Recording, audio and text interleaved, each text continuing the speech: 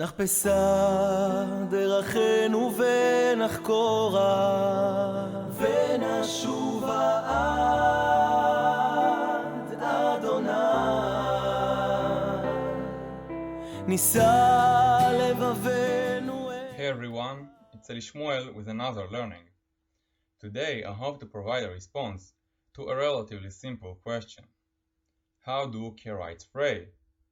The question is simple, and so is the answer. But because Karaite Jews have many unique customs, we have a bit to cover in this topic. Before jumping into how Karaites pray, I think we should note that the elements of the traditional Karaite prayer have been mostly the same for almost 1,000 years. I just finished 2 videos on the principles of faith according to the 12th century Karaite sage Yehuda Hadassi. In his book, Eshkol HaKofer, in which Hadassi sets out the principles of faith, Hadassi also describes in detail the elements of prayer. A comparison of Hadassi's description of prayer and the modern Karaite prayer shows that today's prayer is very similar to those described by Hadassi almost 900 years ago. Alright, let's get into some important aspects of the Karaite prayer service.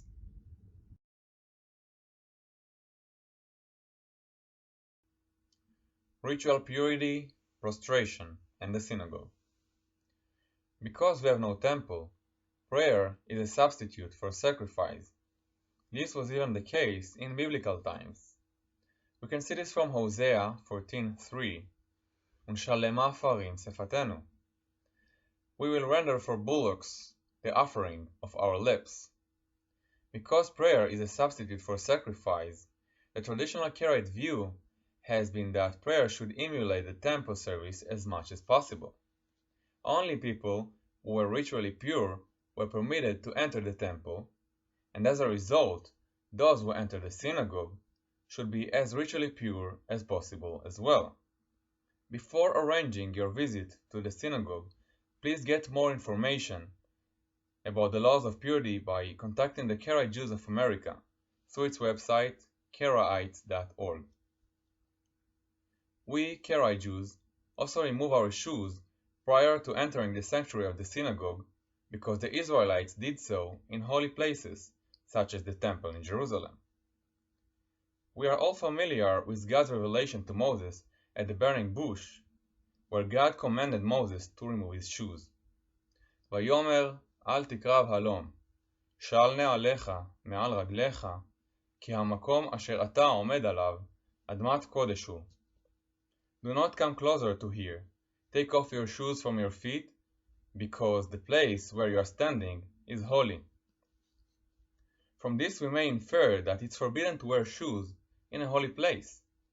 A similar discussion occurs in Joshua 5:14, where Joshua is told to remove his shoes because he is standing in a holy place.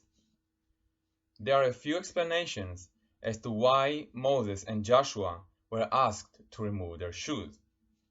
The most obvious explanation is that our shoes step on many impure items, and we do not want to bring this impurity into a holy place. Another explanation is that historically, shoes represented materialism or high stature. As an example, you can read about the Chalitza ceremony in Deuteronomy 25:9 and also in Ruth 4:7-8. And by removing our shoes for a prayer, we are making a gesture of modesty in front of God, the King of Glory. I note that the Kohanim, who were the priests, also ministered barefoot in the Holy Temple. In addition to removing our shoes, I will mention briefly that Karaites seek to maintain the historical methods of Jewish prayer. It is evident from the Tanakh that the Israelites prayed with full prostration as an action of showing respect to Hashem. This method of prayer today is most commonly associated with Muslims, but the Muslims actually borrowed it from the Jews. We can see numerous examples of prostration in the Tanakh. For example, in Nehemiah 8:6, ויקדו וישתחוו לאדוני אפיים ארצה. and they bowed their heads and fell down before Hashem with their face to the ground. Hence, Karaites also prostrate and bow down during services in our synagogues. At the beginning of the prayer, the entire congregation bows down together as one and recites the verse, Bo'u nishtachave v'nichra'ah, nivrecha lifnei Adonai osenu, from Psalms, which means, come, let us bow down before Hashem. We'll discuss the components of the actual Karaite prayer service in our next video. I add that there is a small but growing movement among Rabbinite Jews to start prostrating again. We may do a video about prostration in the future. Okay, the next thing we should talk about is the manner and language of the service.